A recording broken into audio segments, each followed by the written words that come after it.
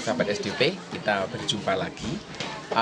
Sebelumnya saya mengucapkan terima kasih buat dukungan banyak sahabat SDP, terutama buat setiap orang yang sudah membagikan video saya yang ikut meramaikan diskusi, terkadang juga menonton. Saya berharap video yang saya buat bisa menambah wawasan sahabat ini semua, bisa memberikan inspirasi begitu. Dan buat yang sudah mendaftar, terima kasih buat dukungan Anda. Ya, kita mesti mengerjakan bersama-sama kalau kita ingin memperbaiki situasi pendidikan di Indonesia. Topik yang akan saya bahas kali ini berhubungan dengan sebuah pertanyaan di Quora yang masuk ke inbox saya dan menanyakan seputar bagaimana apa yang dapat diterapkan gitu ya dalam kurikulum di Indonesia agar pelajar atau siswa itu terbiasa berpikir kritis. Memang jadi menarik gitu ya, mengapa sih kita perlu belajar berpikir kritis? Kemudian apakah memang selama ini kurikulum kita tidak mendukung ke arah itu? Dan itu menjadi bagian yang menarik untuk kita bicarakan. Sekali lagi, jika ini kali pertama Anda berjumpa dengan saya secara virtual, itu berarti kali pertama juga Anda menyaksikan video ini, seri ini gitu ya. Jadi ada beberapa, ada banyak video yang sudah ditampilkan sebelumnya. Jadi silakan mendaftar supaya Anda mendapatkan update yang terbaru. Juga bisa browse di edisi sebelumnya supaya Anda juga bisa mengikuti perkembangan dari situ ya.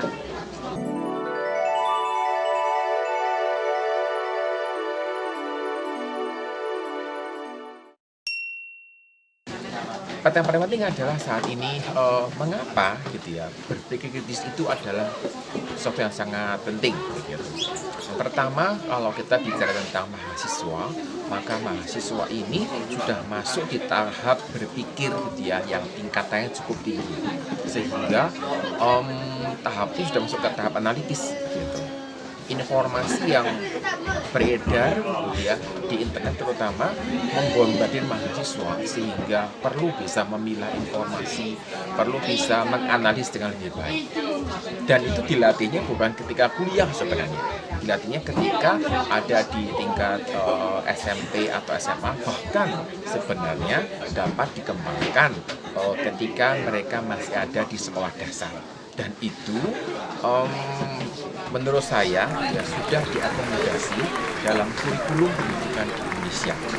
Mungkin gitu ya, mungkin tidak kelihatan atau mungkin karena guru tidak menyatakan bahwa ini bagian dari tahap yang dipakai gitu untuk melatih seseorang berpikir secara kritis.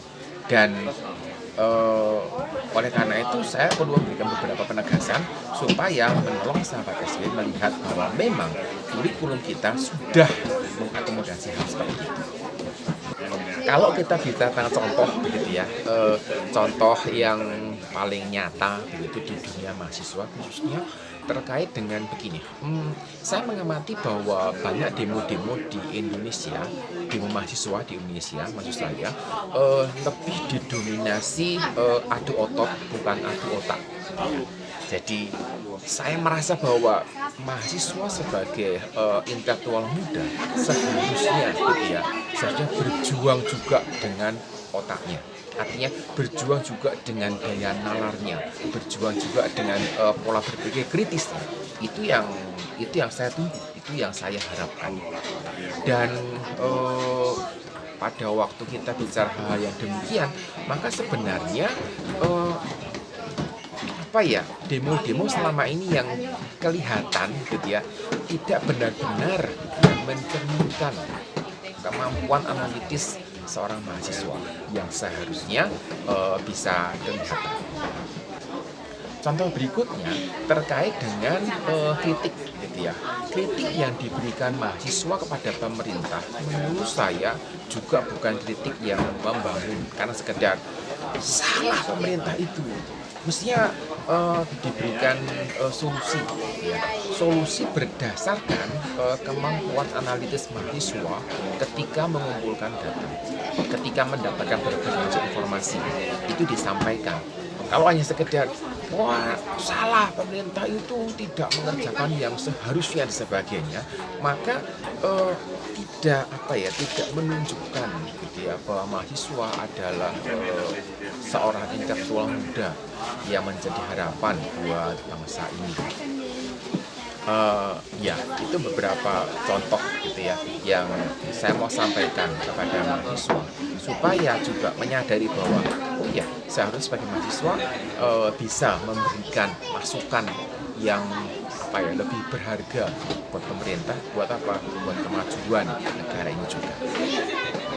Contoh implementasi kurikulum di Indonesia berhubungan dengan tugas yang diberikan guru terkait dengan menulis esai. Menulis esai ini menjadi sesuatu yang penting gitu ya, karena membuat siswa itu dilatih untuk menulis secara ilmiah. Jadi nulis artikel ilmiah. Tapi kalau dibilang menulis artikel ilmiah, nanti katanya ketinggian gitu, terlalu muluk gitu. Tapi esai atau karangan itu menjadi bagian yang dipakai guru untuk melatih berpikir kritis sebenarnya. Masalahnya ada cukup banyak siswa yang merasa tugas ini tuh merepotkan, menyulitkan dan sebagainya. Pertanyaannya adalah apakah ada sahabat SDP yang saat ini sedang sekolah atau kuliah dan diberi tugas untuk menulis esai dan merasa bahwa ini merepotkan? Menurut saya ada, ya. Saya tidak menghakimi, tetapi menurut saya kok ada gitu. Sebenarnya guru atau dosen yang memberikan tugas ini sudah memberikan rambu-rambu hal apa yang perlu untuk dituliskan. Misalnya membandingkan dua pendapat orang berbeda, kemudian mau diberikan contoh, ya tolong diberikan alasan yang kuat seperti apa. Itu bisa menolong memberikan panduan cara menulis esai yang lebih baik. Dan ketika mengikuti panduan ini, maka sebenarnya secara tidak sadar siswa ini belajar apa? Belajar untuk berpikir secara kritis. Dan itu yang sebenarnya diharapkan. Permasalahannya adalah guru tidak pernah ngomong ya kalau anak-anak atau dosen mengatakan Anda diberikan tugas ini supaya melatih Anda berpikir kritis. Tidak pernah ngomong seperti itu. Tapi sebenarnya tujuannya adalah melatih pola berpikir kritis tadi. Contoh yang lain gitu ya, yang juga umum dilakukan adalah meminta mahasiswa atau siswa memberikan presentasi. Jadi ada tugas kelompok misalnya, ada tugas pribadi misalnya, kemudian diminta untuk mempresentasikan tugasnya di hadapan teman-teman di kelas. Loh, kok bisa ini menjadi latihan berpikir kritis? Karena pada saat seseorang melakukan presentasi, maka ada sesi tanya jawab yang diberikan. Dan disitulah letak porsi melatih siswa atau mahasiswa itu berpikir secara kritis. Artinya apa? Artinya presenter menantikan pertanyaan dari pendengar. Artinya pendengar ini dilatih gitu ya, harus benar dilatih untuk mengkritisi apa yang disampaikan oleh pembicara. Dan ketika materi disampaikan gitu ya, saya meyakini bahwa tidak ada materi yang sempurna, sehingga pasti ada sesuatu yang dapat ditambahkan atau ada sesuatu yang dapat ditanyakan karena kurang jelas. Tetapi ya itu, selama ini presentasi yang diberikan, tugas yang diberikan tidak pernah menyentuh pada level tanya jawab dan diskusi. Itu yang sangat mengecewakan. Dan sekali lagi, guru atau dosen juga tidak memberikan informasi bahwa ini tugas diberikan untuk melatih cara berpikir kritis ya, tidak seperti itu. Tapi mungkin kalau diberikan malah jadi takut nanti. Saya tidak mengerti gitu ya. Tapi itu yang saya amati.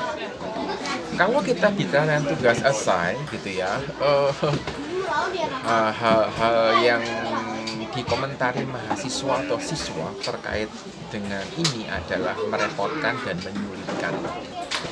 Pengalaman saya berinteraksi dengan mahasiswa yang diminta untuk menulis esai, menurut saya menunjukkan bahwa mau yang gampang aja, mau yang instan saja gitu.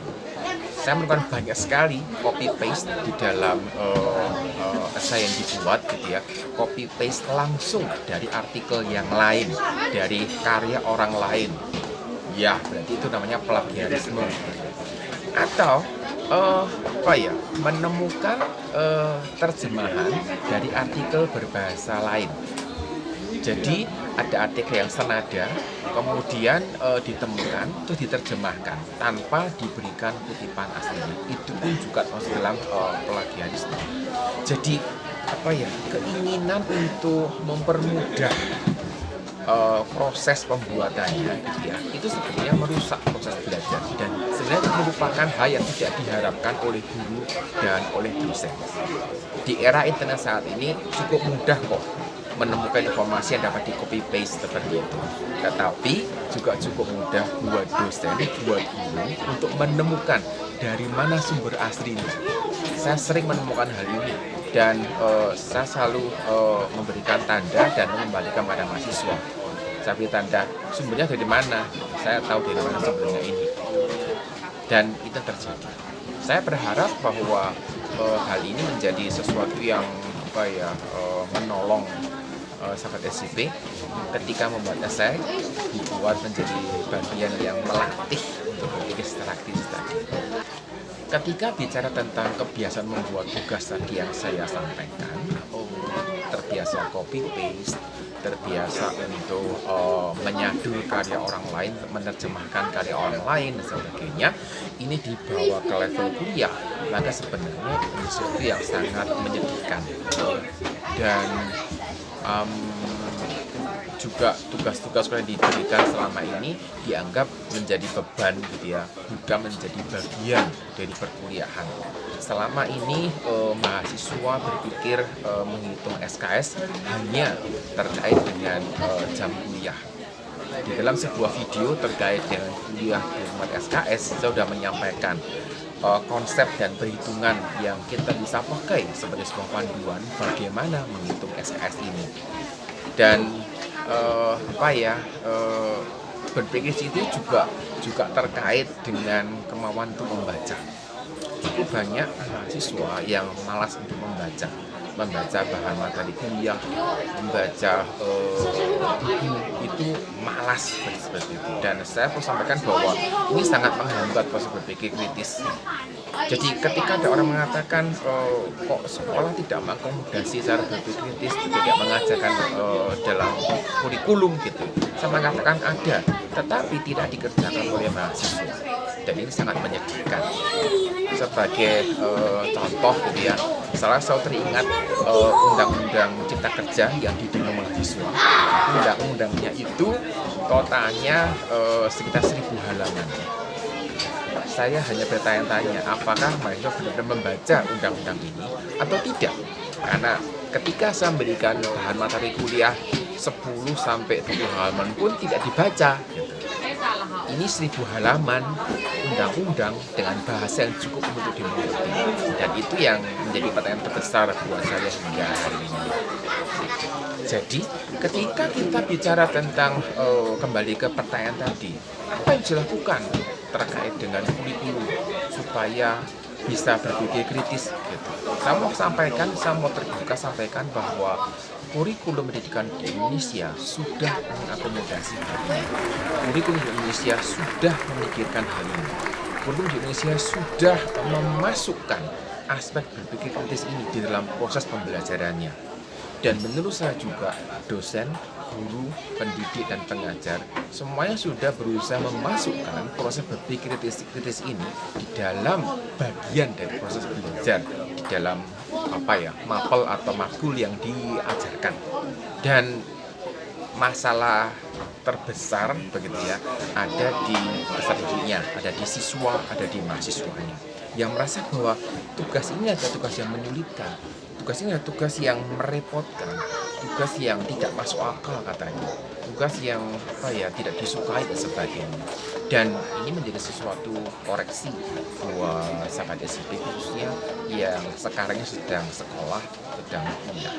Saya harap bisa menolong untuk menyadari bahwa ternyata ada hal yang kita mesti kerjakan supaya kita ini bisa masuk ke tahap berpikir yang bisa. Sebagai penutup gitu ya, saya selalu punya prinsip bahwa perubahan itu selalu diawali dari diri kita sendiri. Kita tidak bisa mengatakan bahwa saya akan berubah jika orang lain berubah. Kalau semua orang menunggu demikian gitu ya, kapan berubahnya? Tidak pernah. Saya selalu menyadari, saya selalu berpikir bahwa perubahan selalu dari diri kita sendiri. Jadi kalau kita mau ada perubahan situasi yang terjadi, maka kita berubah dulu supaya juga orang lain juga ikut berubah. Kemudian saya melihat bahwa fasilitas pendukung saat ini sudah cukup banyak. Internet kecepatannya sudah lebih baik dibandingkan zaman ketika saya kuliah dulu. Keberadaan buku dan sebagainya juga lebih luas saat ini, dan tidak ada hal lain yang kita bisa kerjakan selain mengatakan sekarang ini adalah saatnya untuk berubah. Pertanyaannya adalah siapkah Anda menjadi bagian dari sebuah perubahan? Karena saya siap. Bagaimana dengan diri Anda? Sampai jumpa.